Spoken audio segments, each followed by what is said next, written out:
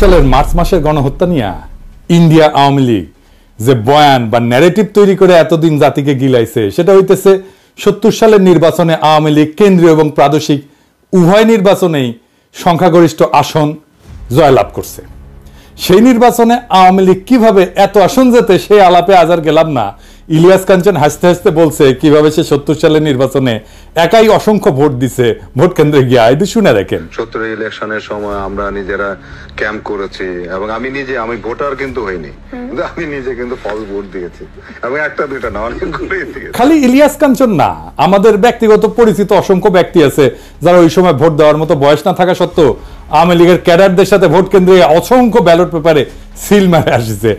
আজকে আর তাদের নামধাম কইলাম না, এইসব আলাপ অন্য দিন হবে। আপনার আশেপাশে ৭০-এর নির্বাচনে ভোট দেওয়া আর অংশ নেওয়া এরকম কেউ থাকলে জিগায় দেখেন।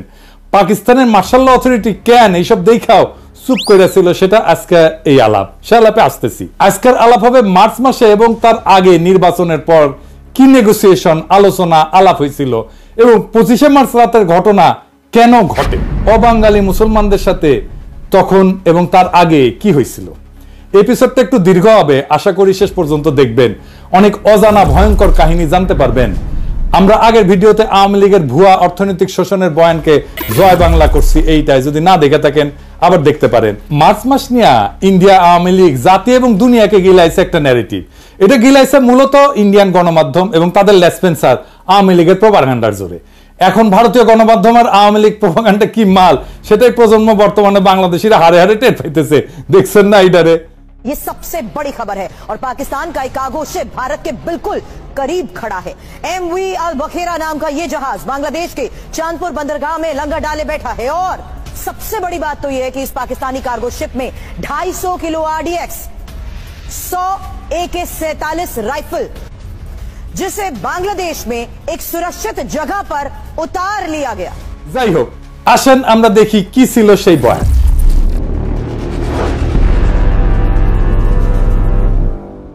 সেই বয়ান বলে ১৯৭০ সালের ডিসেম্বর মাসে পাকিস্তানের নির্বাচনে আওয়ামী লীগ সংখ্যাগরিষ্ঠ আসন পায়।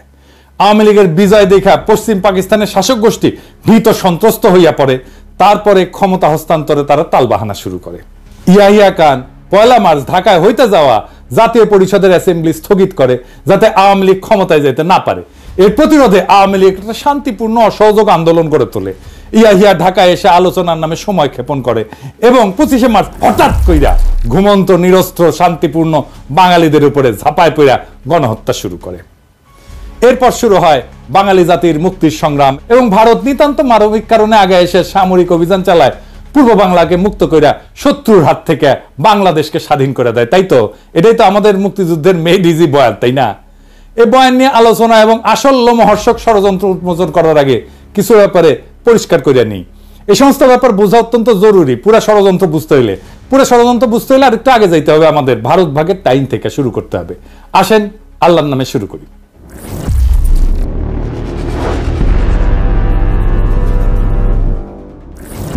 ১৯৪৭ সালে পাকিস্তান এবং ভারত ব্রিটিশ সাম্রাজ্যের ডোমিনিয়ন হিসেবে স্বাধীনতা লাভ করে। ডোমিনিয়ন আর রিপাবলিকের মধ্যে পার্থক্য হচ্ছে, ডোমিনিয়ন কার্যত স্বাধীন হইলেও সেটা ব্রিটিশ সাম্রাজ্যের অংশ। একটা ডোমিনিয়নের রাষ্ট্রপ্রধান ইংল্যান্ডের রাজা বা রানী, তবে ডোমিনিয়নের পার্লামেন্ট বা আইনসভার স্বাধীনতা আছে। তারা যদি চায় তাদের আইনসভা নিজেদেরকে রিপাবলিক ঘোষণা কইরা ইংল্যান্ডের সাথে সম্পূর্ণভাবে সম্পর্ক সেট করতে পারে, তখন তাদের নিজস্ব রাষ্ট্রপ্রধান থাকবে। ভারত 1950 সালে নিজেদের সংবিধান রচনা করে রিপাবলিক ঘোষণা করে, পাকিস্তান 1956 সালে সংবিধান রচনা করে রিপাবলিক ঘোষণা করে। পরে ব্রিটিশ সাম্রাজ্য ডোমিনিয়ন শব্দ বাদ দিয়া কমনওয়েলথ শব্দ চালু করে। এখন অনেক দেশ আছে যারা ডোমিনিয়নের মতো, যেমন কানাডা, অস্ট্রেলিয়া, নিউজিল্যান্ড। এই সমস্ত দেশের রাষ্ট্রপ্রধান ইংল্যান্ডের রাজা বা রানী।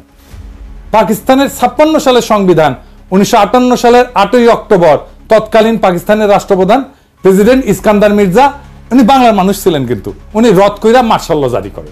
মার্শাল ল জারি করলে সংবিধান রদ করতে হয়। এখানে একটা জিনিস খেয়াল করেন, মার্শাল ল যদি সংবিধানকে রদ করতে পারে তাইলে মার্শাল ল সংবিধানের চাইতে বড়। আসলেই তাই। আসল কথাটা হইতেছে হিম্মত, হ্যাডম। হ্যাডমই আসল, ক্ষমতাই আসল, সংবিধান তারপরে। যাই হোক, আলাপে আসি, কেন ইস্কান্দার মির্জা সংবিধান রদ কইরা মার্শাল ল দিল?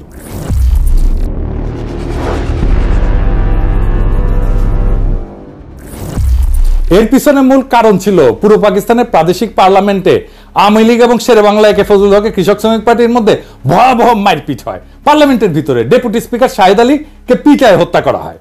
এই মারামারিতে সোহরাওয়ার্দীর বডিগার্ড বডিগার্ড ওই নিজে অংশ নেয় এবং তার ব্যাগের মধ্যে শঙ্কর মাছের লেজের চাবুক থাকতো। তাকে সেই চাবুক বের করে মারামারি করতে সবাই দেখছে। স্পিকার শাহিদ আলীকে কে মারছে এটা বলা মুশকিল। তার মাথায় গুরুতর আঘাত লাগে এবং চিকিৎসাধীন অবস্থায় মারা যান। ওই সময় কেন্দ্রে প্রধানমন্ত্রী ছিল রিপাবলিকান পার্টির ফিরোজ খান নূন। আওয়ামী লীগ এবং কৃষক শ্রমিক পার্টির সাথে জোট কইরা বিভিন্ন কারণে তখনকার সরকার অনেক ফ্যাজাইল বা ভঙ্গুর ছিল, কারণ পার্টির সদস্যরা অন্য দলের সাথে আতাত করিয়া ফ্লোর ক্রসিং করে সরকারের বিরুদ্ধে ভোট দিয়ে সরকার ফেলাই দিত। এই সমস্ত কারণে প্লাস মির্জার নিজের স্বার্থে সংবিধান বাতিল করে মার্শাল ল জারি করে। মার্শাল ল মানে রাষ্ট্রের প্রেসিডেন্ট, চিফ মার্শাল অ্যাডমিনিস্ট্রেটর বিভিন্ন মার্শাল ল রেগুলেশন জারি করে রাষ্ট্র পরিচালনা করবে যতদিন না সংবিধান আসতেছে। রাষ্ট্রে কোনো আইনসভা থাকবে না। মার্শাল ল জারি করার পর ইস্কান্দার মির্জা যেই টেকনিক খেলা এতদিন রাজনীতিবিদদের ল্যাং মেরে আসছিল, সে একই টেকনিক খেলে সেনাবাহিনী কমান্ডার ইন চিফ আইয়ুব খানকে ল্যাং মারার পরিকল্পনা করে। আইয়ুব খান অন্য ধাতুতে গড়া মানুষ ছিল, রাজনীতিবিদদের মতো অত সহজে ফাঁদে পা না দিয়া নিজে ইস্কান্দার মির্জাকে গদি থেকে ভাগায় দেয়, জয় বাংলা করে দেয়। আইয়ুব খান মার্শাল ল দিয়া দেশ পরিচালনা করে। এরপর 1962 সালে সংবিধান প্রণয়ন করে। 1956 এবং 62 এই দুই সংবিধানেই পাকিস্তানের দুই প্রদেশ পশ্চিম পাকিস্তান এবং পূর্ব পাকিস্তানকে প্যারিটি অথবা সমতা দেওয়া হয়। এর মানে হইতেছে পাকিস্তানের কেন্দ্রীয় আইনসভার দুই প্রদেশ থেকে সমান সংখ্যক আইনসভার সদস্য থাকবে।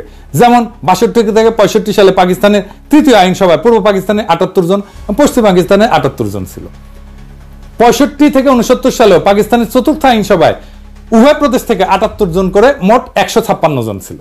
এই প্যারিটির ফর্মুলার পিছনে একটা ইতিহাস আছে, এটা একটু জানা আসি।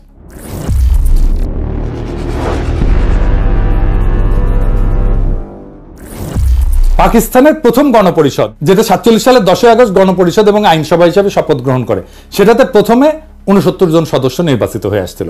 এদের মধ্যে 44 জন ছিল পূর্ব পাকিস্তান থেকে, 17 জন পাঞ্জাব, 4 জন সিন্ধু, 3 জন সীমান্ত প্রদেশ এবং 1 জন বেলুচিস্তান থেকে ছিল।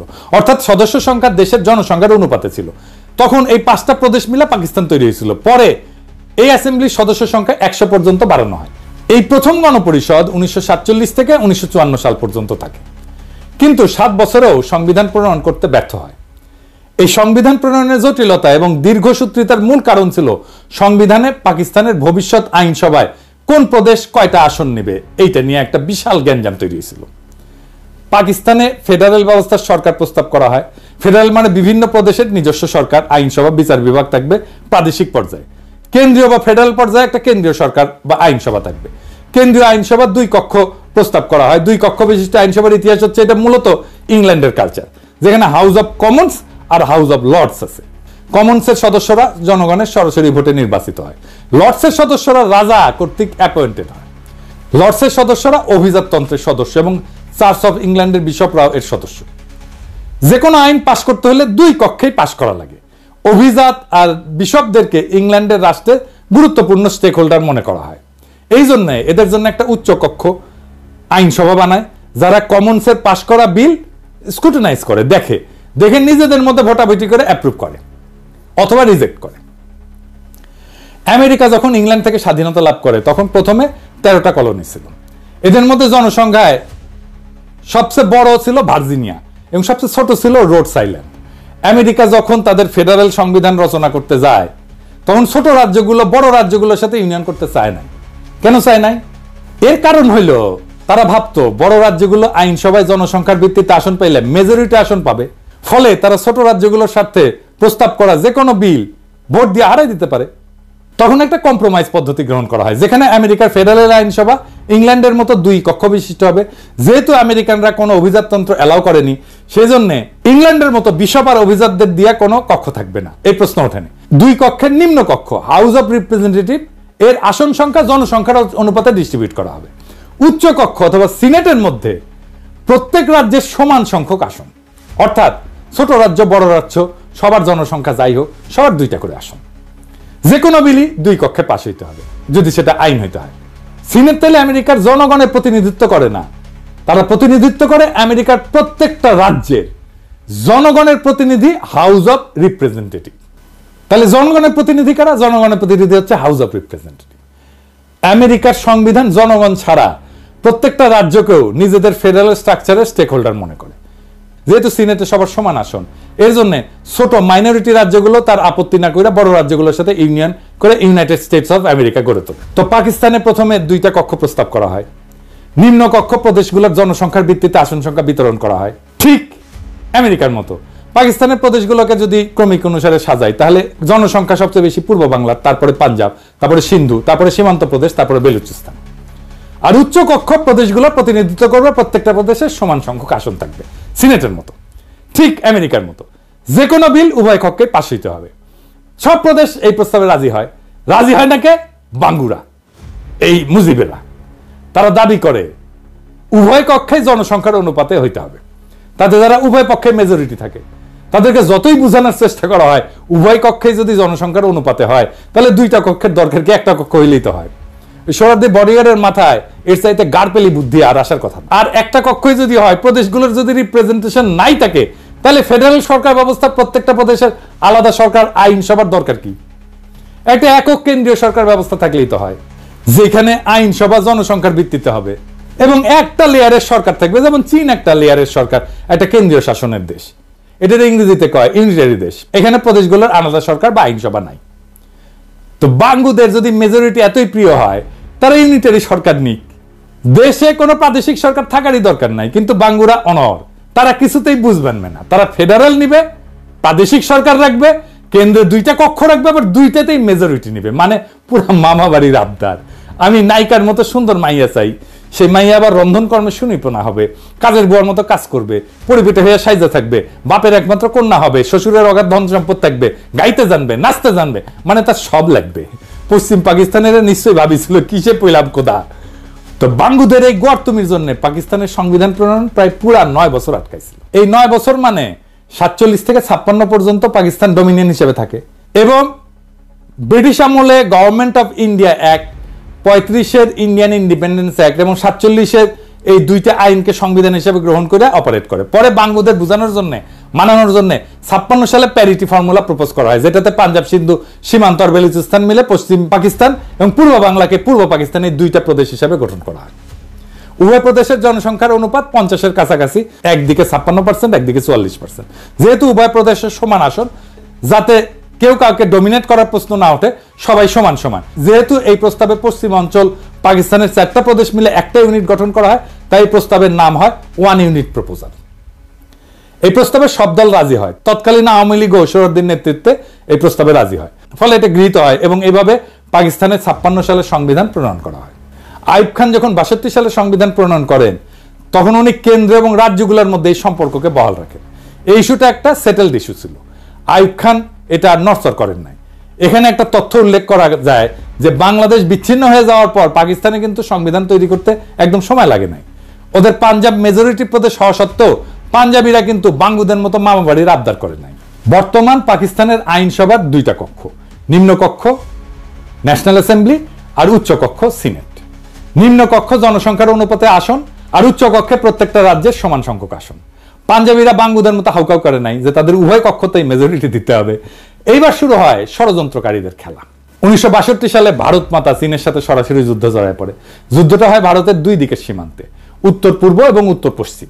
উত্তর পূর্ব দিকে ভারত এবং চীন উভয়ে বর্তমান অরুণাচল প্রদেশকে সম্পূর্ণ নিজের বলে দাবি করে। উত্তর পশ্চিমে লাদাখের একটা অংশ যেটার নাম আকসাই চীন, সেটাকেও তারা নিজেদের এলাকা বলে দাবি করে। ভারত মাতা বেশি কনফিডেন্ট হইয়া চীনের এলাকায় সৈন্য নিয়ে ঢুকে যায়। ভাবছিল চীনারা ভারত মাতার সৈন্য দেখে পালাবে, চীনারা না পালায় উল্টা হামলা করে। ফলে ভারত পুরা অরুণাচল প্রদেশ, আকসাই চীন উভয় অঞ্চল যুদ্ধে সম্পূর্ণভাবে হারায়। আসামের ভিতরে চীনা বাহিনী ঢুকে পড়ে। চীনের কাছে ভীষণ মার খাওয়ার পরপরই ভারত 1965 সালে পাকিস্তানের সাথে যুদ্ধ জড়ায় পড়ে।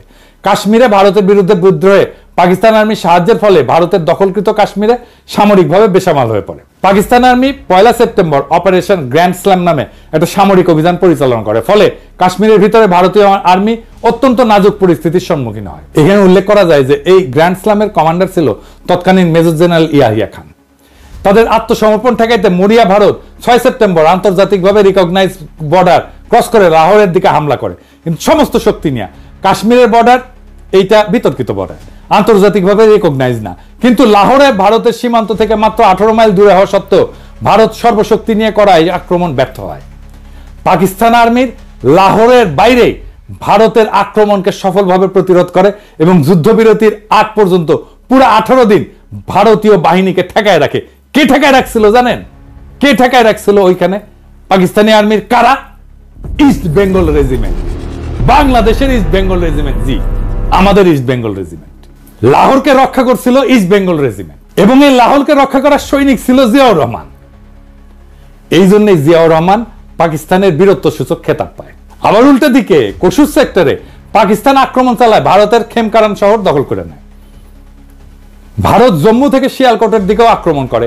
শিয়ালকোট বর্ডার থেকে মাত্র 12 মাইল দূরত্ব থাকা সত্ত্বেও এখানে ভারতীয় বাহিনী ব্যর্থ হয়। পাকিস্তানি আর্মি সফলভাবে তাদের সেই আক্রমণকে শিয়ালকোটের বাইরেই প্রতিহত করে। এই শিয়ালকোটের ডিফেন্সে গুরুত্বপূর্ণ ভূমিকা পালন করে তৎকালীন একটা ব্রিগেডের কমান্ডার। কে ছিল? ব্রিগেডিয়ার আমির আব্দুল্লাহ নিয়াজি। এই নিয়াজি 1971 ইস্টার্ন সেক্টরের কমান্ডার ছিল। তৎকালীন পাকিস্তান আর্মির সফলতা নিয়ে আন্তর্জাতিক মহল এবং গণমাধ্যমে সাড়া পড়ে যায়। অবশেষে জাতিসংঘের ডাকে সাড়া দিয়া ভারত 20 সেপ্টেম্বর দ্রুত যুদ্ধবিরতি প্রস্তাবে রাজি হয়। পাকিস্তান এরপর অনিচ্ছা সত্ত্বেও 23 সেপ্টেম্বর যুদ্ধবিরতিতে রাজি হয় এবং ফলে যুদ্ধ সমাপ্তি ঘটে। ভারত মাতা কিন্তু 47 সালে স্বাধীনতা লাভের পর থেকে উপমহাদেশে ব্যাপকভাবে সামরিক আগ্রাসন চালাইছে বিভিন্ন এলাকায়। কোথায় কোথায় আসেন একটু দেখি। ভারত 1948 সালে 82,000 বর্গমাইল এলাকার নিজামশাহী হায়দ্রাবাদ রাজ্য আক্রমণ করে এটাকে দখল করে নেয়, নিজের রাজ্য ঘোষণা করে। ওই অভিযানের নাম ছিল অপারেশন পোলো। ভারত তার স্বাধীনতা লাভের পর 1947 থেকে 48 সালে জম্মু কাশ্মীর 16,309 বর্গমাইল, 1948 সালে জুনাগড় রাজ্য 3,337 বর্গমাইল, 1948 সালে নিজামশাহী হায়দ্রাবাদ রাজ্য 82,698 বর্গমাইল, 1961 সালে গোয়া রাজ্য 1,429 বর্গমাইল, 1971 সালে পূর্ব পাকিস্তান 57,320 বর্গমাইল, 1975 সালে সিকিম রাজ্য 2,740 বর্গমাইল, সর্বমোট 1,62,405 বর্গমাইল এলাকা সামরিক অভিযান চালায় দখল করে, যেটার পরিমাণ জার্মানি অথবা পোল্যান্ডের এরিয়া থেকেও বেশি। এর মধ্যে 1,05,084 বর্গমাইল এরিয়াকে নিজের সাথে অফিসিয়ালি যুক্ত করে নেয়, অ্যানেক্স করে নেয়, রাজ্য বানায়। বাকি পূর্ব পাকিস্তানের 57,000 বর্গমাইলকে একটা ক্লায়েন্ট স্টেট হিসেবে রাখে, প্রথমে মুজিব এবং পরে হাসিনার সময়। অধীনস্থ জনপদ, একটা কলোনি, প্রায় উপনিবেশ। এছাড়া ভারত মাতা 1962 সালে তিব্বত দখল করতে গিয়ে চীনাদের হাতে মাইর খায়। 87-90 সালে শ্রীলঙ্কাতে মাতব্বরি করতে গিয়ে সামরিক বাহিনী পাঠায়, পরিণামে তামিল বিদ্রোহীরা আত্মঘাতী হামলায় রাজীব গান্ধীকে উড়ায় জয় বাংলা করে দেয়। দ্বিতীয় বিশ্বযুদ্ধের পর এত বড় এরিয়া আর কোন দেশ সামরিক হামলা করে দখল করে, যেটা ভারত মাতা করেছে। মজার ব্যাপার হচ্ছে এরপরেও এদের প্রোপাগান্ডার এমনই জোর যে আন্তর্জাতিক মিডিয়া সবাই পাকিস্তানকে যুদ্ধবাদ দেশ মনে করে আর ভারত মাতাকে গান্ধীর নেংটি পড়া অহিংস শান্তিবাদী দেশ ভাবে। এত বড় একটা যুদ্ধবাজ দেশ যে 62 থেকে 65 সালে 3 বছরের মধ্যে চীন এবং তার চেয়ে ক্ষুদ্র পাকিস্তানের মার খাওয়ার পর হন্যা হইয়া পাকিস্তানকে খণ্ডিত করতে উদ্গ্রীব হয়ে ওঠে এবং পরিকল্পনা ফাঁদে। কি পরিকল্পনা ফাঁদে?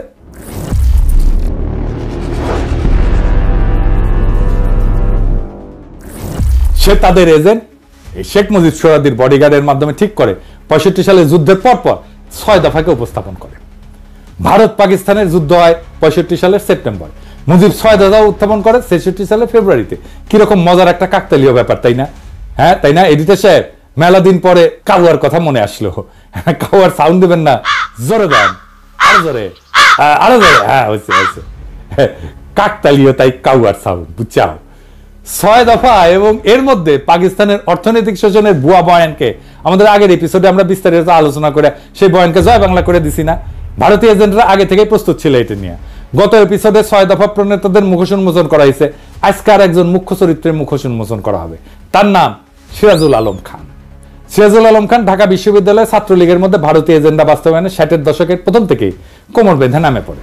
71 সালের মার্চ মাস পর্যন্ত সমস্ত আলোচনা ভণ্ডুল করা এবং গৃহযুদ্ধ লাগানোর পিছনে তার অনেক ভূমিকা আছে। সে পূর্ব পরিকল্পনা মতো গৃহযুদ্ধ লাগানোর জন্য সর্বাত্মক চেষ্টা করে, যাতে তার গুরু ভারত সামরিক অভিযান চালানোর একটা অজুহাত খুঁজে পায়। এই সিরাজুল আলম সম্পর্কে একটা অত্যন্ত গুরুত্বপূর্ণ তথ্য হচ্ছে, উনি ছিলেন এক ভারতীয় রয়্যাল এজেন্টের অত্যন্ত ঘনিষ্ঠ এবং শিষ্য। তিনি মাঝে মাঝে কলকাতায় যেতেন এবং গেলে সেই এজেন্টের কলকাতার ভবানীপুরের রাজেন্দ্রপুর লেনের বাসাতেই উঠতেন এবং থাকতেন।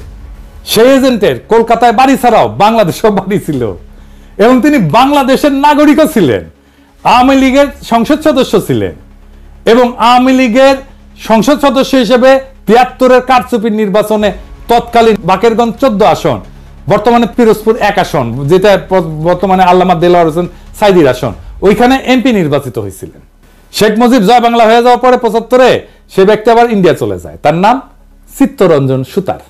এবার আসেন চিত্তরঞ্জন সুতারকে একটু চিনে নিই। এই চিত্তরঞ্জন সুতার 1971 সালের পর ইন্দিরা গান্ধীর সাথে দেখা কইরা বাংলাদেশকে পুরোপুরি ভারতের সাথে যুক্ত করা, মানে যেভাবে হায়দ্রাবাদ, সিকিম, গোয়া, কাশ্মীরের মতো ভারত একটা প্রদেশ করছিল, ওইরকম প্রদেশ করতে বলছিল। ভারত প্রথমে আওয়ামী লীগের সাথে 7 দফা চুক্তি করে সেই পথে আগাচ্ছিল। পরে বিভিন্ন কারণে ইন্দিরা গান্ধী বাংলাদেশকে ক্লায়েন্ট স্টেট হিসেবে রাখাটাকে ডিসাইড করে। পরবর্তীতে কংগ্রেসের প্রেসিডেন্ট জ্ঞানী জৈল সিং এটাকে ইন্দিরার সবচেয়ে বড় ব্লান্ডার হিসেবে আখ্যা দিছিল।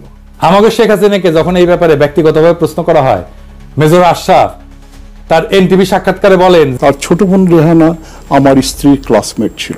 এই বিষয়গুলো নিয়ে তার প্রতি একটা শ্রদ্ধা আমার ছিল এবং সেইভাবে সেই শ্রদ্ধা হিসাবে তাকে আমি রিসিভ করেছি, not as an official duty, but এই কারণেই। এবং ওনাকে আমার বাসায় নিয়ে এসেছি, উনি এসেছেন, আমার বাসায় খেয়েছেন। একটি ঘটনা যখন থেকে তার প্রতি আমি একদম অসন্তুষ্ট হয়ে যাই, তার প্রতি আমার বিরাগ আমার জন্মগ্রহণ করে সৃষ্টি হয়, সেটা হচ্ছে সেই সময় আপনার যদি মনে থাকে বিচিত্রা বলে একটা সাপ্তাহিক পত্রিকা ছিল, শাহাদত হোসেন উনি ছিলেন তার এডিটর। জয়েল সিং বলে নামে একজন ভারতীয় প্রেসিডেন্ট ছিলেন। তার যখন টার্মস এক্সপায়ার হয়ে যায়, তখন ওই জয়েল সিং এর সঙ্গে জ্ঞানী জয়েল সিং, তার সঙ্গে আমাদের শাহাদত সাহেব একটা ইন্টারভিউ নিয়েছিলেন।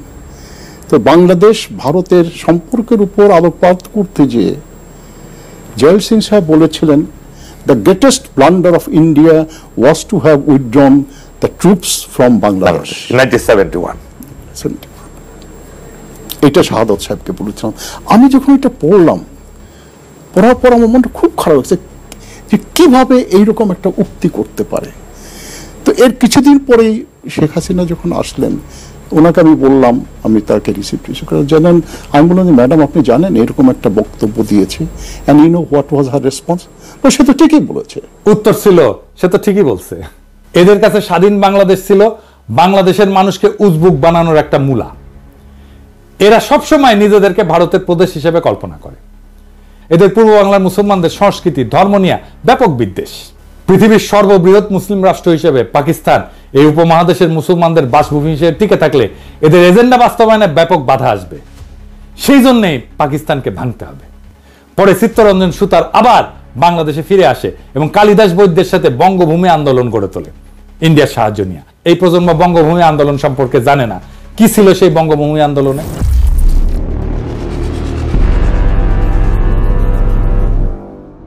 এই আন্দোলন হচ্ছে দক্ষিণবঙ্গের খুলনা, ফরিদপুর, পটুয়াখালী, বরিশাল এই অঞ্চলে একটা হিন্দু রাষ্ট্র গড়ে তোলার জন্য সশস্ত্র সংগ্রাম। 1996 থেকে 2001 আওয়ামী লীগের সময় এই আন্দোলন হঠাৎ করে কাকতালীয়ভাবে বন্ধ হয়ে যায়। এরপরে বিএনপির সময় আসলে এটা আবার ভারতের এজেন্ডা বাস্তবায়ন করতে নেমে পড়ে। 2004 সালে ফেব্রুয়ারি মাসে এরা হিন্দু প্রজাতন্ত্রের ঘোষণা দিয়ে আবার অ্যাক্টিভ হয়। ভারত তাদেরকে অ্যাক্টিভ করে রহস্যজনকভাবে। এর ঠিক পরে সে 2004 সালে বাংলাদেশে গ্রেনেড হামলা থেকে শুরু করে একের পর এক নাটক ঘটা শুরু করে। ভারত তার পরিকল্পনা অনুযায়ী বাংলাদেশকে অস্থিতিশীল করে তোলে এবং 2007 সালে ভারতের ঘোড়া উপহার পাওয়া কুলাঙ্গার মইনু আহমেদ ভারতের 111 প্লেবুক মতি মাহমুদের সাহায্যে বাস্তবায়ন করলে ভারতের আর বঙ্গভূমির মাধ্যমে ষড়যন্ত্র করার দরকার থাকে না। ম্যাজিকের মতো সাথে সাথে বঙ্গভূমি আন্দোলন ভ্যানিশ হয়ে যায়। এরপরের ইতিহাস সবার জানা। এই হচ্ছে সিরাজুল আলম খানের আসল রূপ। এইবার আগের কথায় ফিরে আসে।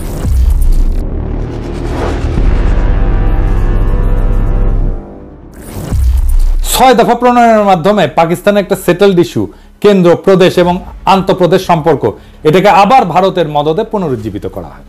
প্রথম পয়েন্টটাই ছিল পাকিস্তান একটা ফেডারেল স্টেট হবে, প্রাদেশিক সরকার থাকবে, কিন্তু সেখানে আইনসভার একমাত্র জনসংখ্যার অনুপাতে আসন বিন্যাস হবে। আওয়ামী লীগ আরো দাবি তোলে 1 ইউনিট ভেঙে দিয়া পশ্চিম পাকিস্তানকে অরিজিনাল 4টা প্রদেশে ভাগ করতে হবে।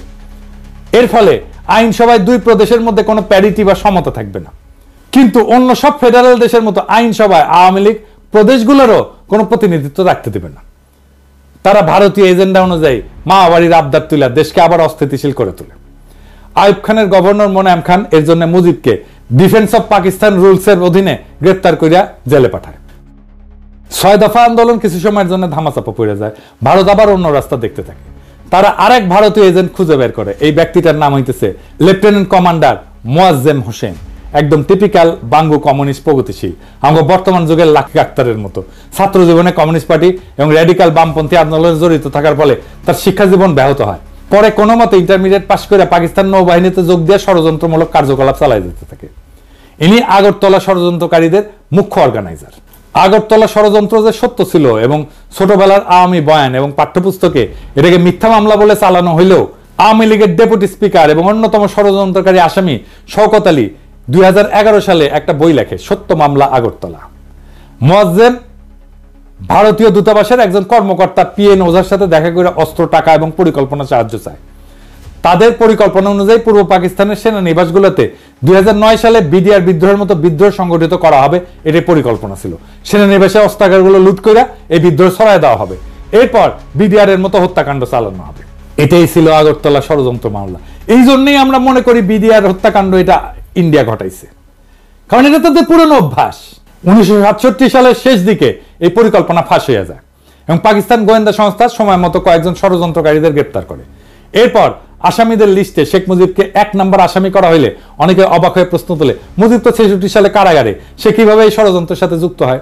এর উত্তর হচ্ছে, ভারত এত বড় বিদ্রোহ সংগঠন খালি পাকিস্তান সামরিক বাহিনীর এক কর্মকর্তার উপরে ছেড়ে দিয়ে ভরসা পাচ্ছিল না। তারা পূর্ব পাকিস্তানের একটা রাজনৈতিক দলের সাপোর্ট খুঁজতেছিল।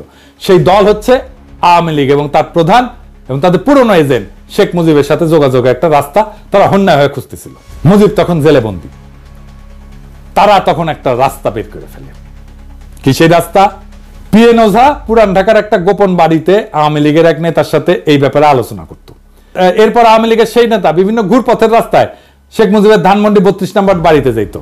সেইখানে সে বেগম মুজিবকে সব তথ্য বইলা বেগম মুজিবের সাথে কইরা জেলে যাইতো মুজিবের সাথে পারিবারিক সাক্ষাৎকারের সময়। বেগম মুজিব এবং উক্ত নেতা জেলে মুজিবকে ওঝার সাথে হওয়া সমস্ত কথা বলতো, এর বিপরীতে প্রয়োজনীয় দিক নির্দেশনা নিত। তৎকালীন জেলে মুজিবকে পরিবারের সাথে রেগুলার দেখা এবং কথা বলার সময় দিত পাকিস্তান সরকার। পাকিস্তানের চৌকস গোয়েন্দা বাহিনী ষড়যন্ত্রে আভাস পেয়ে পিএন ওঝাকে গভীর পর্যবেক্ষণের অধীনে আনে। তারা ওঝার সমস্ত চলাচল পর্যবেক্ষণ করে এবং আওয়ামী লীগের নেতার সাথে পুরান ঢাকার বাড়িতে মিলিত হওয়ার দৃশ্য পর্যবেক্ষণ করে। এরপর উক্ত নেতার মুজিবের বাড়িতে যাওয়া এবং বেগম মুজিবের সাথে কারাগারে মুজিবের সাথে দেখা করতে যাওয়াটা পর্যবেক্ষণ করে। এই সমস্ত তথ্যের ভিত্তিতে মুজিবকে আগরতলা ষড়যন্ত্র মামলার 1 নম্বর আসামি করা হয়। এই মামলার সমস্ত আসামিকে পাবলিকলি বিচার করার জন্য ট্রাইব্যুনাল তৈরি করে বিচার কার্য শুরু করা হয়। এই সমস্ত তথ্যের রেফারেন্স হচ্ছে ঢাকা বিশ্ববিদ্যালয়ের রাষ্ট্রবিজ্ঞান বিভাগের অধ্যাপক গোলাম ওয়াহেদ চৌধুরী, জিডব্লিউ চৌধুরী নামে পরিচিত ছিল। ওনার রচিত বই last days of United Pakistan. উনি সেই সময় পাকিস্তান সরকারের একজন মন্ত্রী ছিলেন এবং মন্ত্রী থাকাকালীন এই মামলা সংক্রান্ত গোয়েন্দা ফাইলে আসল তথ্য দেখেন। ওনার স্ত্রীকে আমরা চিনি, অধ্যাপিকা দিলারা চৌধুরী, এখনো বেঁচে আছেন এবং জাহাঙ্গীরনগর বিশ্ববিদ্যালয়ের শিক্ষক। এরপর 68 সালের শেষ দিকে পশ্চিম পাকিস্তান এবং পূর্ব পাকিস্তানে Bhutto People's Party, Bhashani NAP, Awami League এবং কমিউনিস্ট পার্টি সবাই আইয়ুবের বিরুদ্ধে একটা আন্দোলন শুরু করে। এই আইয়ুব বিরোধী আন্দোলনের নেপথ্যের কাহিনী অত্যন্ত জটিল এবং সময় হলে অন্য একদিন এটা নিয়ে আলাপ করা যাবে। উভয় পাকিস্তানে উক্ত আন্দোলনের ফলে 69 সালের মার্চ মাসে আইয়ুব খানের পতন হয় এবং আগরতলা মামলার বিচার কাজ বাদ দিয়া আসামিদেরকে ছেড়ে দেওয়া হয়। তারপরে কি হয়? রাজনৈতিক দলগুলো দাবি তোলে যে আইয়ুবের 62 সালের সংবিধান বাতিল করতে হবে এবং নতুন গণপরিষদের নির্বাচন দিতে হবে। প্রধান রাজনৈতিক দলের সম্মতিক্রমে এবং কথা মতো পাকিস্তান সেনাবাহিনীর commander in chief Yahya Khan সংবিধান বাতিল করে মার্শাল ল জারি করেন। দেশে এত উত্তেজনা অবসান ঘটানোর জন্য এবং আওয়ামী লীগের বারবার এই উত্তেজনা এজিটেশন এটা বন্ধ করার জন্য ইয়াহিয়া খান স্থির করেন ওরা যেসব মা বাড়ির আবদার তুলছে ওইসব মেনে নেওয়া, যাতে পাকিস্তান অখণ্ড থাকে, টিকে থাকে। পুরানা ভারতীয় মাল শেখ মুজিব ইয়াহিয়ার সাথে আলোচনা করে তাকে ব্লাব দিয়া বুঝান যে 6 দফা খালি নির্বাচনী প্রচারণা, এটা স্বাধীনতার দাবি না। তারা গণপরিষদের মেজরিটি আসন পেলেও পাকিস্তান অখণ্ড থাকে এমন সংবিধান প্রণয়ন করবে। এর ফলে ইয়াহিয়া খান আওয়ামী লীগকে ফ্রি হ্যান্ড দেন রাজনীতিতে। 70 সাল থেকে নির্বাচনী প্রচারণা শুরু হয়। 70 সালের মার্চ মাসে আসন্ন গণপরিষদ নির্বাচনের জন্য একটা presidential decree legal framework order 1970 জারি করেন। উক্ত অর্ডারে 6 দফা এবং আওয়ামী লীগের দাবি অনুযায়ী পাকিস্তানের 1 ইউনিটকে ভেঙে সর্বসম্মত 5টা প্রদেশ করা হয়, পূর্ব পাকিস্তান সহ। আসন্ন গণপরিষদ 1 কক্ষ বিশিষ্ট আইনসভা হবে, যেটাতে জনসংখ্যার অনুপাতে আসন বিতরণ করা হবে। এর ফলে আসন্ন গণপরিষদে পূর্ব পাকিস্তান থেকে মেজরিটি আসন থাকবে, মানে 300টার ভেতরে 162টা আসন। অর্থাৎ আওয়ামী লীগের সমস্ত এক্সট্রিম দাবি ইয়াহিয়া খান মেনে নেয়। এইটা ভেবে যারা যদি ক্ষমতার রেসপন্সিবিলিটি পায় তখন উগ্র বিচ্ছিন্নতাবাদের দাবি তুলবে না। কিন্তু ভারত এবং তার সর মুজিব আগাগোড়া খালি মূলা দেখাইছে যে লীগ একবার খালি নির্বাচনে জিতুক, এরপর তারা আর কোনো শোরগোল তুলবে না, পাকিস্তান যাতে অখণ্ড থাকে সেরকম একটা সংবিধান বানাবে। ইয়াহিয়া আওয়ামী লীগ ভারতের সাজানো এই ফাঁদে পা দেয়। এর ফলে মার্শাল ল অথরিটি আওয়ামী লীগকে নির্বাচনী প্রচারণাতে যা খুশি বলার স্বাধীনতা দেয়। অন্য দল মুসলিম লীগ এবং জামাতের সভা আওয়ামী লীগ তাদের গুন্ডা দিয়ে ভন্ডুল করে খুন খারাপি করলো, মার্শাল ল অথরিটি আওয়ামী লীগের বিরুদ্ধে একটা স্টেপও নেয় না। নির্বাচনে আওয়ামী লীগের ভুয়া অর্থনৈতিক বৈষম্যের পরিসংখ্যান প্রচার করা সত্ত্বেও কোনো জবাব দেওয়া হয় না। এর ফলে নির্বাচনে আওয়ামী লীগের ক্যাডাররা এক একজন অসংখ্য ভোট দিল, মার্শাল ল অথরিটি কোনো হস্তক্ষেপ করেনি। কারণ হচ্ছে ইয়াহিয়া খান আসলে বিশ্বাসই করতে পারেননি মাইনরিটিরা বিচ্ছিন্নতা চায়, মেজরিটি কখনো আলাদা হবে। এই দেখেন 70 সালে ওনার একটা সাক্ষাৎকার। Separatism? I do not believe that people of East Pakistan want to separate from West Pakistan. They are the majority people of Pakistan. How should a majority separate from a minority? If you hear these notes, if you hear these rumblings, let me assure you, this is not the real voice of my people. এরপর ওনার আরেকটা সাক্ষাৎকার নির্বাচনের পর কি পরিকল্পনা ওনার। After these elections, is it your intention to remain as president, or will you, as you said many times, get back to being an army man? Well, my intention of remaining a president has nothing to do with me. In the process of democracy, the government will elect their president. And unless I offer myself for that election, I can't remain a president. And I'm not offering myself to be president. You are not? No, I'm not offering myself president. I'm not, my temperament is not this way, my makeup is not that way. I joined the army as a professional soldier. I remain so. And my biggest aim is to go back to my army. I have only 2-3 years left of service before I retire. So, in the process, if I happen to be in charge of running this country for a year and a half or 2 years, that perhaps will be an additional satisfaction to me that I have done some service to the nation also in restoring democracy back to them as a soldier. But apart from that, I'm quite clear on the subject. Of course, one can't tell from time to time, as I was saying the other day in the press conference, that if God forbid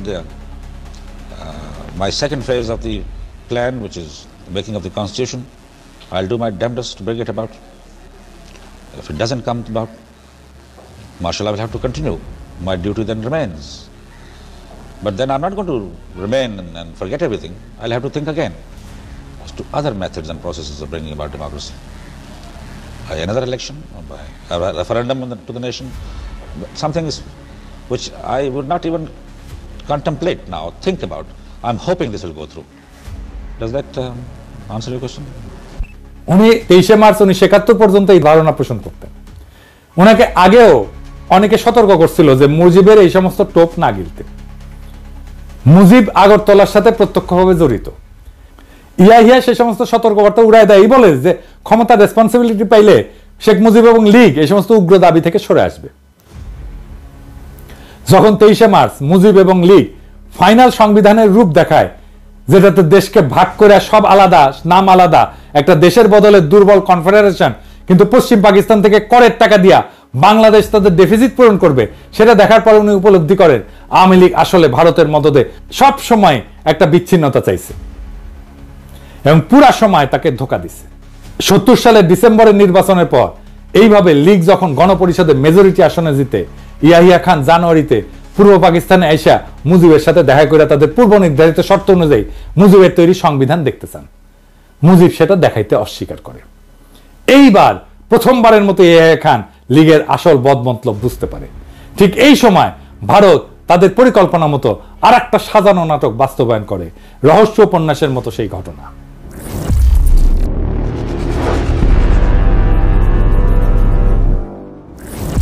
কাশ্মীরের শ্রীনগর থেকে 2 জন কাশ্মীরি যারা রয়ের agent হিসেবে কাজ করত, ভারতীয় এয়ারলাইন্সের একটা ফকার প্লেন নাম গঙ্গা হাইজ্যাক করে লাহোরে নিয়ে যায়। সেখানে সব যাত্রীকে ছেড়ে দিয়া প্লেনটা ধ্বংস করে ফেলে। প্লেনটা খুব পুরাতন ছিল এবং অলরেডি সেটাকে সার্ভিস থেকে উইথড্র করা হয়েছিল, কিন্তু হাইজ্যাকিং এর কিছুদিন আগে আবার প্লেনটাকে ফ্লাইটে নামানো হয়। ভারত কেমন সিপা দেখেন, মানে নিজেদের একটা বাতিল করা পুরানো বিমান বিসর্জন দেয় এইভাবে দিয়া অন্যের যাত্রা ভঙ্গ করে। পাকিস্তানের তদন্ত কমিশনে ভারতের এই ষড়যন্ত্র প্রকাশ পায়। ভারতের সুতা ধইরা ভারতের উপর দিয়ে পাকিস্তানের বিমান চলাচল বন্ধ করে দেয়।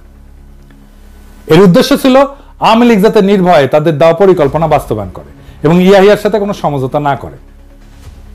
ইয়াহিয়া যদি 6 দফা মেনে নেয়, তারপরেও ফেব্রুয়ারি মাসে ইয়াহিয়া খান সংখ্যাগরিষ্ঠ দলের প্রধান হিসেবে মুজিবকে রাজধানী ইসলামাবাদে ডাকলে মুজিব বেয়াদবের মতো রাষ্ট্রপ্রধানের কাছে যেতে অস্বীকার করে। এর ফলে ইয়াহিয়া এবং সবার সন্দেহ ঘনীভূত হয় যে মুজিব এবং লীগ সরল বিশ্বাসে এই নেগোশিয়েট করতেছে না এবং এদের আগরতলা ষড়যন্ত্রের ভূমিকা ইয়াহিয়া ভালো করে জানা ছিল। তিনি সবার মতো সতর্কবাণী সত্ত্বেও মুজিব এবং লীগের সব দাবি মেনে নিয়ে নির্বাচনের ব্যবস্থা করছিলেন এবং মুজিবকে সেই নির্বাচনে ফ্রি হ্যান্ড দিছিলেন। এরপর আর একটা জটিলতা দেখা দেয়। ভুট্টো এবং তার পিপলস পার্টি পাকিস্তানের দ্বিতীয় বৃহত্তম দল হিসেবে আবির্ভূত হয় নির্বাচনে। ইয়াহিয়া প্রস্তাব দেয় যে সংবিধানের মতো গুরুত্বপূর্ণ বিষয় গ্রহণ করার সময় রাজনৈতিক দলগুলোর ভিতরে একটা ঐক্যমত থাকা উচিত। একটা ব্রড কনসেনসাস না থাকলে কোনো সংবিধানই মজবুত হবে না। প্রত্যেক দশকে একটা দেশের সংবিধান পাল্টানো সেই দেশের স্ট্যাবিলিটির জন্য ক্ষতিকর। মুজিব সাফ বইলা দেয় যে আওয়ামী লীগ খালি একাই সংবিধান তৈরি করবে, তারা মেজরিটি পার্টি, কারোর সাথে ঐক্যমত করবে না। ঠিক বিএনপির মতো তারা বলে নির্বাচিত সংসদ সংস্কার করতে পারবে, তার মানে নির্বাচনে তারাই জিতবে, তারাই সংস্কার করবে, আর কেউ না। ভারত এবং তাদের দেশীয় এজেন্টরা এই সময় অত্যন্ত অ্যাক্টিভ ভূমিকা রাখে, যাতে পাকিস্তানের সবাই লীগের 6 দফা মেনে নিলেও লীগ একটার পর একটা দাবি তুলে সমঝোতার পথ একবারে বন্ধ করে দেয়। এইটা নিয়ে ফেব্রুয়ারি মাসে আর একটা অচল অবস্থা শুরু হয়। ইয়াহিয়া মার্চের 1 তারিখে ঢাকায় জাতীয় পরিষদের সভা ডাকছিলেন, কিন্তু ফেব্রুয়ারিতে এই অচল অবস্থার কোনো মীমাংসা না হয় ভুট্টো এবং পিপলস পার্টি অ্যাসেম্বলিতে আসার জন্য ঢাকাতে আসতে অস্বীকার করে। তাদের বক্তব্য ছিল মুজিব তো আগেই বলছে লীগ মেজরিটি পার্টি হিসেবে একাই সংবিধান বানাবে, তাদের এই মাইনরিটির কথা যদি নাই শোনা হয় তাহলে তাদের আর কষ্ট করে অ্যাসেম্বলিতে আসার দরকার কি। মুজিব লীগের বানানো সংবিধান কাউকে দেখাবেও না, কাজে অত্যন্ত যুক্তিসঙ্গতভাবে সবাই ধরে নেয় এরকম মার্কা মারা একজন ভারতের এজেন্ট অ্যাসেম্বলিতে ভারতের প্রচারণা মতো যেই সংবিধান বানাবে সেটাতে খালি পূর্ব পাকিস্তান না, পশ্চিম পাকিস্তানের রাজ্যগুলোর ভিতরেও এমন সংঘর্ষ তৈরি করবে যাতে পুরো পাকিস্তান এক ঢিলে জয় বাংলা হয়ে যায়। এর আভাস 71 ফেব্রুয়ারিতেই পাওয়া যায়। আওয়ামী লীগের আদর্শিক গুরু বাঙ্গু বাম প্রগতিশীলদের সংগঠন, ভারতের বিশিষ্ট লেসপেন্সার কমিউনিস্ট পার্টির ছাত্র সংগঠন ছাত্র ইউনিয়ন, আমাদের শাহবাগী লাকির সংগঠন ফেব্রুয়ারি মাসে তাদের জরুরি কাউন্সিল মিটিং এ 14 দফা প্রণয়ন করে। এর মধ্যে সবচেয়ে গুরুত্বপূর্ণ দফা হচ্ছে আসন্ন সংবিধানে পাকিস্তানের যে মূল 5টা ভাষাভাষী জাতির অবস্থান, উহাদের সকলকে পাকিস্তানের ফেডারেশন হতে বিচ্ছিন্ন হইয়া স্বতন্ত্র স্বাধীন সার্বভৌম রাষ্ট্র গঠনের অধিকার সহ পূর্ণ আত্মনিয়ন্ত্রণের অধিকার দিতে হবে। চিন্তা করেন, অথচ এই ছাত্র ইউনিয়ন করা আমাকে মতি মাহফুজের কাছে যদি ভারতের উত্তর পূর্ব অঞ্চলের স্বাধীনতার কথা বলা হয়, 7 সিস্টারের স্বাধীনতার কথা বলা হয়, তারা তেলে বেগুনে জ্বলে ওঠে। ক্রমশই ব্যাপার স্পষ্ট হয়ে উঠতে থাকে যে লীগের আসল উদ্দেশ্য খালি পূর্ব পাকিস্তান না, সম্পূর্ণ পাকিস্তানকে ধ্বংস করা। এদেরকে যতই কনসেশন দেওয়া হচ্ছে, এরা একটার পর একটা দাবি তুলতেই আছে এবং এরা যে বাস্তবে ভারতের জন্য পাকিস্তান ধ্বংস করতে উদ্গ্রীব সেটা বর্ণনা আমার গত এপিসোডে করছি 6 দফা প্রণয়নকারীদের মুখোশ উন্মোচন। এখানে উল্লেখ করা যায় যে মুজিব এবং লীগ যদি পাকিস্তানকে অখণ্ড স্ট্রং রেখে কোনো সংবিধান বানায় সেটা দেখাই তো ভুট্টোর বাপেরও সাধ্য ছিল না মুজিব এবং লীগের ক্ষমতা যাওয়া ঠেকানো। সে সময় পশ্চিম পাকিস্তানের সাধারণ মানুষের কিরকম মনোভাব ছিল তার একটা উদাহরণ দেখাচ্ছি, অধ্যাপক সাজ্জাদ হোসেনের বই থেকে, তার ৭১-এর স্মৃতি থেকে উদ্ধৃত করতেছি।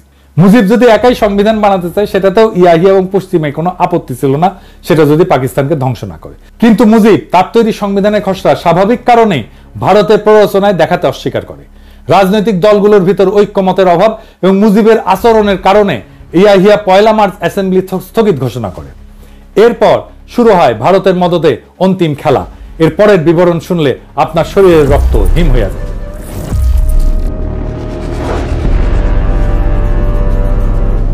প্রথমে আমাদের জানতে হবে ৭১ সালে তৎকালীন পূর্ব পাকিস্তানে অবাঙালি মুসলমান কারা। ৪৭ সালে দেশভাগের পর ভারতের উত্তরপ্রদেশ, বিহার, হায়দ্রাবাদ থেকে অসংখ্য মুসলমান পাকিস্তানে হিজরত করে। এদের কিছু অংশ পশ্চিম পাকিস্তানে যায়, কিছু অংশ পূর্ব পাকিস্তানে এসে বসবাস শুরু করে। পূর্ব পাকিস্তানে এদের সংখ্যা আনুমানিক কয়েক মিলিয়ন ছিল। এছাড়া পূর্ব পাকিস্তানের দেশের অন্যান্য জেলা থেকেও পাঞ্জাব, পশতু, সিন্ধি ইত্যাদি প্রদেশ এবং জেলার মানুষ এসে চাকরি, ব্যবসা বাণিজ্য ইত্যাদি কারণে বসবাস শুরু করে। চাকমা রাজা ত্রিদিব রায় তার বই দ্য ডিপার্টেড মেলোডিতে লোমহর্ষক সব ঘটনার বিবরণ দিচ্ছেন। সেসব ঘটনা তার এলাকার লোকজন চাক্ষুষ দেখছেন। তার বইয়ের এই পাতার বিবরণ দেখেন। এছাড়া রাজা মার্চের প্রথম দিকে ঢাকায় অবস্থান করছিলেন আসন্ন আইনসভায় যোগদানের উদ্দেশ্যে। ঢাকার ঘটনা উনি নিজে প্রত্যক্ষ করছেন। মার্চ মাসে ৩-৪ তারিখের রাতে আওয়ামী ক্যাডাররা চিটাগাংয়ের পাহাড়তলির কাছে একটা অবাঙালি মুসলমান কলোনি ফিরোজ শাহ কলোনিতে রাতের গভীরে আগুন লাগায়। সেটাতে ওই রাতে কলোনির ৭০০ বাড়িঘর পুড়ে ছাই হয়ে যায় এবং সেখানে ঘুমায় থাকা পরিবারের পরিজনে সবাই আগুনে পুড়ে মারা যায়। ৭০০ বাড়িতে বাচ্চা সহ একটা পরিবারে গড়ে ৬ জন করে হইলেও ৪,৫০০ মানুষ, কল্পনা করলেও অবাক। এরপর আরো কাণ্ড দেখে, যারা ওই অগ্নিকাণ্ডের সময় বাড়ি থেকে বের হয়ে বাঁচতে পারছিল আওয়ামী লীগের গুন্ডারা তাদেরকে বাইরে ঘিরে হত্যা করে। শহরের অন্য এলাকায় আরো ৩০০ অবাঙালি মুসলমানকে ওই রাতেই হত্যা করা হয়। এই ঘটনার পরেও ইয়াহিয়া খান নেগোশিয়েট করার চেষ্টা করছেন। আর্মি অধিকাংশ সময় ব্যারাকেই ছিল। এসবের পরেও ইয়াহিয়া ২৫ তারিখ পর্যন্ত নেগোশিয়েট করতে চাইছেন। এরপর খালি চিটাগাং না, খুলনাতে একই সময় লীগ অবাঙালি মুসলমানদের দোকানপাট, বাড়িঘর লুটপাট, অগ্নিসংযোগ করা শুরু করে। এর ফলে ৫৭ জন নিহত হয়। ঢাকাতে এই সময় অবাঙালি মুসলমানদের দোকানপাট, বাড়িঘর, অগ্নিসংযোগ এবং লুটপাট করা হয় দেদারসে। শহরের বিভিন্ন জায়গায় চেকপোস্ট বসায় তাদের থেকে টাকা পয়সা, সোনা দানা প্রকাশ্যে লীগের গুন্ডারা ছিনতাই করতে থাকে। গুলিস্তানে নাচ সিনেমা হল, গুলিস্তান সিনেমা এবং একটা চীনা রেস্তোরাঁ ছিল এক অবাঙালি ভদ্রলোকের, নাম দোসানি। সবকিছু রাতারাতি পুড়ে দেওয়া হয়। ফার্মগেটে কিছু অবাঙালি মুসলমানদের বাসাও পুড়ে দেওয়া হয়। এছাড়া ঢাকা শহরে অসংখ্য জায়গায় বিভিন্ন ধরনের হামলা, অগ্নিসংযোগ, অবাঙালিদের রাস্তায় থামায় জিনিসপত্র লুটপাট করা শুরু হয়। ৩১ মার্চেই শখানেকের বেশি নিহত এবং আহত বা অবাঙালি মুসলমানদের ঢাকা মেডিকেল হসপিটালে নেওয়া হয়। দেখছেন একই রকম ২৪-এ একই কাজ করছে আওয়ামী লীগ, একই কাজ করছে। এত সব প্রভোকেশনের পরেও আর্মি কিছুই করে নাই। ইয়াহিয়া নিজে ঢাকায় এসে নেগোশিয়েট করার চেষ্টা করছে। এমনকি আর্মির এক ক্রিটিক পর্যন্ত পাকিস্তান আর্মির ডিসিপ্লিনের প্রশংসা করছে ওই সময়। দেখেন চট্টগ্রাম, রাঙ্গামাটির আরো অনেক লোমহর্ষক ঘটনা চাকমা রাজা প্রত্যক্ষ করছে। আসেন সেগুলো একটু দেখি। লীগের গুন্ডারা মার্চের শেষে অবাঙালিদের জড়ো করে হত্যা করা শুরু করে। কাপ্তাই বিদ্যুৎ কেন্দ্রে মোটর লঞ্চে বিশাল সংখ্যক অবাঙালি মুসলমান নারী এবং শিশুদেরকে জড়ো কইরা খাগড়াছড়ির দিকে নিয়ে রওনা দেয়। প্রতিমধ্যে নারীদেরকে ক্রমাগত ধর্ষণ করা হয়। কিছুদিন পর খাগড়াছড়ি পৌঁছায় সবাইকে ট্রেনের পাশে দাঁড় করায় গুলি করে হত্যা করা হয়। একজন আহত মানুষ বেঁচে জঙ্গলে পালায় যায়, সেখানে চাকমারা তাকে সেবা শুশ্রূষা করে। তার কাছ থেকে এই সমস্ত ভয়ঙ্কর কাহিনী শোনে চাকমারা।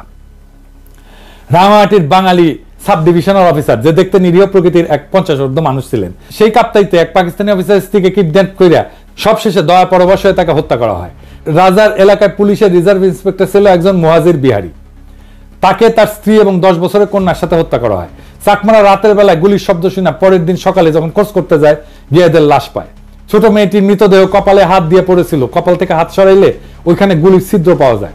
নুরুজ্জামান খান নামে এক মহৎ হৃদয়ের পাঠান ছিল, ওখানে বসবাস করত এবং চাকমা বাঙালি সবার কাছে জনপ্রিয় ছিল। সবাইকে বিপদে সাহায্য করত। তাকেও বাঙ্গ বিদ্রোহীরা ধরে নিয়ে গুলি করে হত্যা করে। এবার ব্রাহ্মণবাড়িয়ার একটা ঘটনা দেখেন। ব্রাহ্মণবাড়িয়াতে এক সাংবাদিক চাক্ষুষ ৮২ অবাঙালি শিশুর মৃতদেহ এবং ৩০০-র মতো প্রাপ্তবয়স্কের মৃতদেহ দেখেন, যাদেরকে বাঙ্গ এবং লীগের গুন্ডারা এবং বিদ্রোহীরা হত্যা করে ফেলে রেখে যায়। ময়মনসিংহে একটা অবাঙালি কলোনির 5,000 জনের মধ্যে মাত্র 25 জন জীবিত ছিল, সবাইকে খুন করে ফেলে। একজন অ্যাসিস্ট্যান্ট পোস্টমাস্টার তার পরিবার হারানোর কথা বলতে বলতে কান্নায় ভেঙে পড়ে। আর্মি যখন ময়মনসিংহে মুভ করে তখন এক মসজিদের ইমাম, যে তার মসজিদে 1500 নারী শিশুকে আশ্রয় দিয়েছিল, তাদেরকে উদ্ধার করে। এসব অপরাধ অধিকাংশ করছে আওয়ামী লীগের ক্যাডারেরা।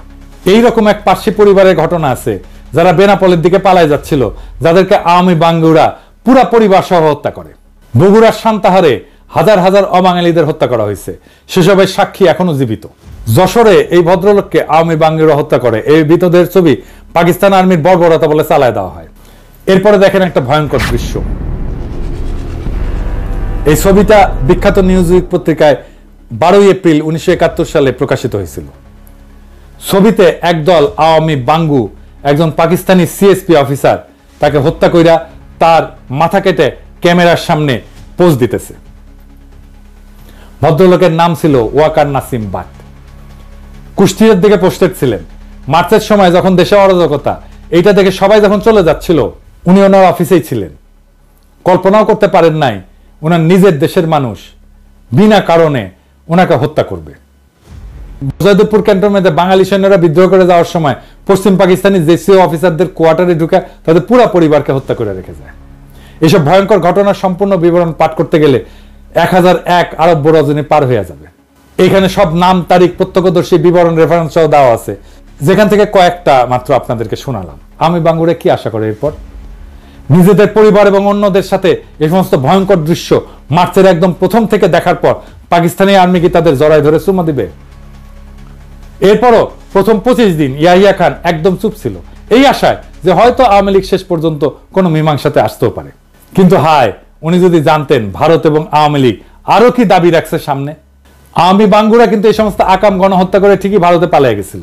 যাওয়ার সময় লগে করে এক গাদা ব্যাংক লুটের টাকাও নিয়ে গেছিল। ওইসব টাকা দিয়ে তারা সোনাগাছিতে বিছানা কাঁপাইছে, মৌজ মাস্তি করছে। দেশের মানুষকে আর্মির চোখে অপরাধী করে চরম বিপদের মুখে ফেলে নিজেরা ভাগছে। এখন যেমন হাসিনা আর লীগের পান্ডারা ভারতে ভাগছে, ঠিক সেই রকম। জেনারেল নিয়াজে কিন্তু মার্চে এখানে ছিল না। জেনারেল একটা উক্তি নিয়ে বাঙ্গুরা খুব হইচি করে। উক্তিটা ছিল এরকম যে আমি এই বেজম্মা জাতের চেহারা পাল্টাই দিব, তারা আমাকে কি পাইছে। এই উক্তিটার ব্যাকগ্রাউন্ড হচ্ছে জেনারেল নিয়াজি 9 থেকে 10 এপ্রিল এই ফ্রন্টের দায়িত্ব নিয়ে এখানে আসে। 10 এপ্রিল উনি টেক ওভার করে হেডকোয়ার্টারে একটা ব্রিফিং নিচ্ছিলেন। ওই ব্রিফিং এ চিটাগাং, রাঙামাটি, ময়মনসিংহ, সান্তাহার, খুলনা, যশোর, সারা দেশের এই সমস্ত লোমহর্ষক কাহিনী শুনতে শুনতে উনি হঠাৎ করে ইমোশনাল হয়ে উত্তেজিত হয় এবং এই উক্তিটা করেন। পরে কয়েকদিন পর মাথা ঠান্ডা করে 15 এপ্রিল আর একটা কঠোর অর্ডার জারি করে, যেখানে পাকিস্তানি আর্মির কেউ যদি কোনো প্রতিহিংসামূলক কিছু করে তাদের বিরুদ্ধে কঠোর ব্যবস্থা নেওয়ার অর্ডার দেন। দেখেন, এরপরেও আপনারা দেখেন এত সব ভয়ঙ্কর ঘটনার পরও পশ্চিম পাকিস্তানে কোনো বাঙালির বিরুদ্ধে একটা প্রতিশোধমূলক ঘটনা ঘটছে? ঘটে নাই। এমনকি পূর্ব পাকিস্তানে সোহরাওয়ার্দীর বডিগার্ডের পুরা গোষ্ঠীকে খাওয়ায় পড়ায় রাখলো।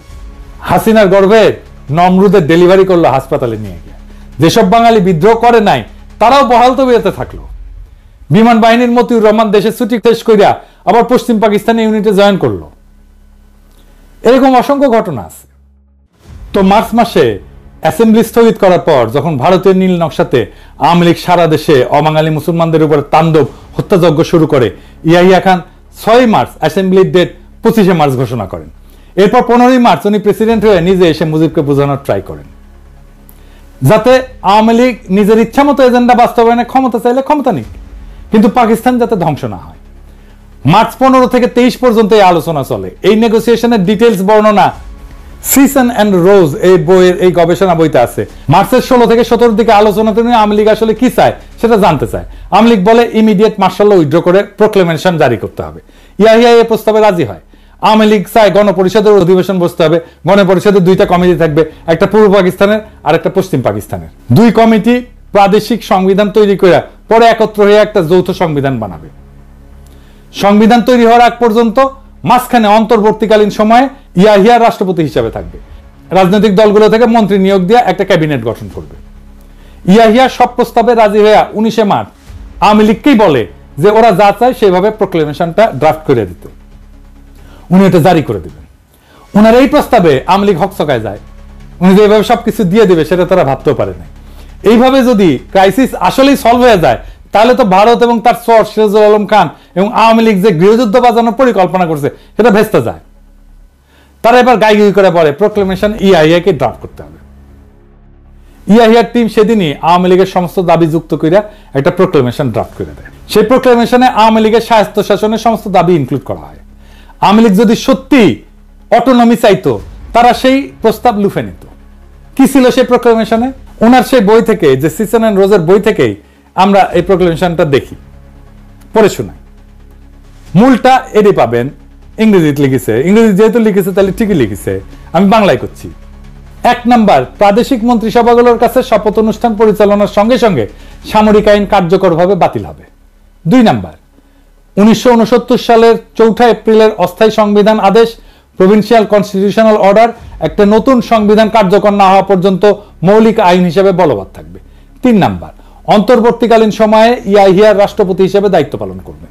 4 নাম্বার, রাষ্ট্রপতি অস্থায়ী সংবিধান আদেশ এবং 62 সালের সংবিধান অনুসারে ক্ষমতা প্রয়োগ করবেন। 5 নাম্বার, পূর্ব ও পশ্চিম পাকিস্তানের প্রতিনিধিদের মধ্যে থেকে একটা কেন্দ্রীয় মন্ত্রিসভা গঠন করা হবে।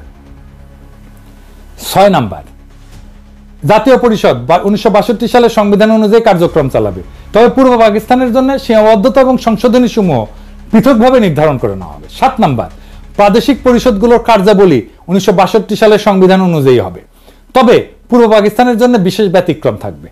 8 নাম্বার, প্রাদেশিক গভর্নরদের রাষ্ট্রপতি নিয়োগ করবেন প্রাদেশিক সংসদীয় দলের নেতৃবৃন্দের সাথে পরামর্শ করে।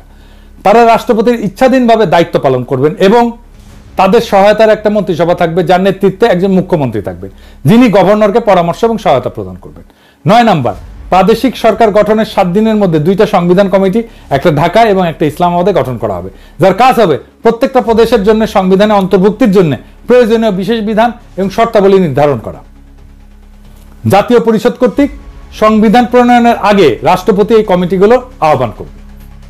10 নাম্বার, যদি কোনো প্রদেশের গভর্নর বা অন্য কোনো সূত্রে রাষ্ট্রপতির কাছে প্রতীয়মান হয় প্রদেশের সরকার কার্যকরভাবে পরিচালিত হতে পারছে না, তাহলে রাষ্ট্রপতি একটা প্রোক্লেমেশনের মাধ্যমে ওই প্রদেশের নির্বাহী কার্যাবলীর সব বা কোনো একটা নিজের হাতে নিতে পারবেন।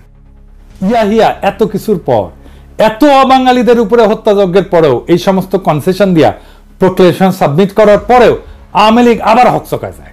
তারা তাদের গুরু ভারত এবং তাদের এজেন্টদের কথা মতো আরো মামাবাড়ির আবদারের মতো একটার পর একটা শর্ত জুড়ে দিতে থাকে, যাতে আলোচনা ভেস্তে যায় এবং গৃহযুদ্ধ লাগে। তাদের পূর্ব পরিকল্পনা মতো ওই গৃহযুদ্ধে ভারত হস্তক্ষেপ করে পূর্ব বাংলাকে তার ক্লায়েন্ট বানাবে। এরপর তারা ওপার বাংলা আর ভারত মাতার সাথে মিলে একাকার হয়ে যাবে এবং রবীন্দ্রসঙ্গীত গাইতে গাইতে বাকি জীবন পার করে দিবে। এবার দেখেন ভারতীয় এজেন্ট সিরাজুল আলম খানের আরেক সহচরে আসমা আব্দুর রবের নিজের মুখে বর্ণনা। 24শে মার্চ অনির্ধারিতভাবে মুজিব ইয়াহিয়ার সাথে দেখা করে এবং তিনি যখন গণভবনে যান দেখা করতে, তখন আমি তার গাড়িতে স্বাধীন বাংলার পতাকাটা জোর করে লাগিয়ে দেই, যদিও ওনার ইচ্ছার বিরুদ্ধে। এবং সেদিন তিনি সর্বশেষ বলে আসেন যে পশ্চিম পাকিস্তান থেকে বাঙালি যে সেনাবাহিনী আছে তাদের বাংলাদেশে পাঠিয়ে দিতে হবে, 2টা কারেন্সি করতে হবে, আলাদা স্টেট ব্যাংক করতে হবে, এমন কিছু দাবি উনি উত্থাপন করেন যেগুলি করলে আসলে পাকিস্তান এক পাকিস্তান থাকে না। 23শে মার্চ আওয়ামী লীগ ওই প্রোক্লেমেশনের উত্তরে এবার নিজেদের প্রোক্লেমেশন জমা দেয়। সেখানে তারা পাকিস্তান রাষ্ট্রভাঙের সমস্ত পয়েন্ট, পাকিস্তানকে এক দুর্বল কেন্দ্রীয় ব্যবস্থা, এমনকি দেশের নাম পর্যন্ত চেঞ্জ করে কনফেডারেশন পাল্টায় তাদের প্রস্তাব সাবমিট করে। একটা কনফেডারেশন হচ্ছে 2টা স্বাধীন দেশের মধ্যে সম্পর্ক, কিন্তু তারা সামার পশ্চিম পাকিস্তানের কর থেকে নিজেদের ডেফিসিট বা ঘাটতি পূরণের পয়েন্ট বহাল রাখে। খালি একবার ঠান্ডা মাথায় ভাবেন প্রস্তাবটা। লীগ এবং তাদের লেসপেন্সার সবসময় পশ্চিমাদের গালিগালাজ করবে, তাদের নামে ভুয়া শোষণের বয়ান ফেরি করবে। এরপর তারা দেশকে দুর্বল এবং কয়েক খণ্ডে ভাঙার পরিকল্পনা করবে শত্রু দেশের সাথে মিলা। এই সমস্ত সত্ত্বেও তারা পশ্চিম পাকিস্তান থেকে তাদের করের টাকা নিয়ে নিজেদের ঘাটতি পূরণ করবে। কি মজার ব্যাপার! আওয়ামী লীগ এবং এদের নিজের লেসপেন্সাররা কত বড় জাউরার জাউরা, কত বড় সামারের সামার, সেটা কল্পনাতীত। এই সমস্ত দাবির ফলে আওয়ামী লীগের এবং ভারতের আসল রূপ অবশেষে ইয়াহিয়ার সামনে দিবালোকের মতো পরিষ্কার হয়। সারা দেশে মার্চ মাস থেকে ভারতীয় এবং আওয়ামী মদতে অবাঙালি মুসলমানদের উপরে শুরু হয় ব্যাপক লুটপাট এবং হত্যাযজ্ঞ। এরপরেও আওয়ামী লীগের মামাবাড়ির আবদারের অটোনমির সমস্ত দাবি মেনে নেয়া ইয়াহিয়া প্রোক্লেমেশন জারি করতে রাজি হয়, যাতে দেশ এক থাকে। পূর্ব পাকিস্তান যদি বেশি টাকা চায় নিক। এরপরেও আওয়ামী ভারতীয় ষড়যন্ত্রকারীদের হাউস না মেটার ফলে তারা একের পর এক আজগুবি দাবি তুলতেই থাকে। তারা খালি পুরো পাকিস্তান না, পশ্চিম পাকিস্তানের সমস্ত প্রদেশকেও বিচ্ছিন্ন করে দিতে চায়। সারা দেশে প্রকাশ্যে পাকিস্তানের পতাকা পুরানো হচ্ছে। এই সমস্ত লোমহর্ষক ঘটনার পরিপ্রেক্ষিতে ইয়াহিয়া খান 23 মার্চ রাতের বেলা সিদ্ধান্ত নেন অপারেশন সার্চলাইট চালানোর। কি হয়েছিল সেই অপারেশন এবং 9 মাসের যুদ্ধে আসলেই কি হয়েছিল, কোন পক্ষ কত মানুষ হত্যা করছে, সেসব আলাপ আরেকদিন হবে। এবার আসি শেষ আলাপে। কয়েকদিন আগে হাসিনা ভারতের দালাল গণশত্রু জসিম পাকিস্তানের কাছে দাবি উত্থাপন করছে যে পাকিস্তানকে 71-এর জন্য ক্ষমা চাইতে হবে। ক্ষমা যদি চাওয়াই লাগে সেটা সর্বপ্রথম চাবে আওয়ামী লীগ আর ইন্ডিয়া। আওয়ামী গুন্ডার ভারতের এজেন্টদের মাধ্যমে 25 মার্চের অনেক আগে এদেশে অবাঙালি মুসলমানদের উপরে ব্যাপকভাবে বিডিআর হত্যাযজ্ঞের চাইতো নৃশংসভাবে হত্যাকাণ্ড হয়েছে, জেনোসাইড হয়েছে, গণহত্যা হয়েছে। এই গণহত্যা তারাই শুরু করছে। আওয়ামী লীগের গত জুলাই আগস্টে এত মানুষ মেরাও ক্ষমা চাওয়া তো দূরের কথা, সেটা তারা আয়না ঘর নিয়ে হাসি মস্করা করে। এদের কাছে জাতি আর কি আশা করে? কাজে পাকিস্তানের ক্ষমা চাওয়ার দাবি জসিমের গোয়া দিয়ে ঢুকায় দেওয়া হবে। আর পাকিস্তানের বিরুদ্ধে ভুয়া অর্থনৈতিক বৈষম্যের বয়ান আমরা আগের এপিসোডে জয় বাংলা করে দিছি। এরপর যদি কেউ আবার এই সমস্ত ভারতীয় বয়ান মাথায় না পাকিস্তানের কাছ থেকে টাকা চায়, জসিম রে জনগণ তার অফিস থেকে খালি গায়ে ধরে না রাজপথে বিচার করবে, আর সেই টাকা তার পুটকি দিয়ে ঢুকায় দেওয়া হবে। এদেশে যাদেরকে আটকে পড়া পাকিস্তানি বলা হয়, প্রত্যেককে বাংলাদেশের নাগরিকত্ব এবং পাসপোর্ট দিতে হবে। ক্যাম্প থেকে বের করে দেশের যে কোনো প্রান্তে বসবাস করার অধিকার দিতে হবে। ওইসব ক্যাম্প আমরা বুলডোজার দিয়ে ঘুরায় দিয়া আওয়ামী ফ্যাসিবাদের জাদুঘর বানায় রাখবো। নাজি জার্মানদের কনসেন্ট্রেশন ক্যাম্প এখন যেরকম জাদুঘর। আমাদের নতুন ইতিহাস লিখতে হবে, আমাদের নতুন ভাবে ইতিহাস পড়তে হবে। আমাদের যে ইতিহাস ভুলায় রাখা হয়েছিল, ভুল ইতিহাস শেখানো হয়েছে, সেইখান থেকে আমাদের নতুন ইতিহাস শিখতে হবে। নিজেদের জাতির ইতিহাস, নিজেদের বঞ্চনার ইতিহাস, আমাদের প্রতারণার ইতিহাস, কিভাবে আমাদের জাতিকে প্রতারিত করা হয়েছে, দুর্বল করা হয়েছে এবং জাতির উপরে যুদ্ধ চাপায় দেওয়া হয়েছে। আমাদের এই নতুন বয়ান তৈরি, ইতিহাসের এই নতুন বয়ান তৈরি চলমান থাকবে। ইনকিলাব জিন্দাবাদ।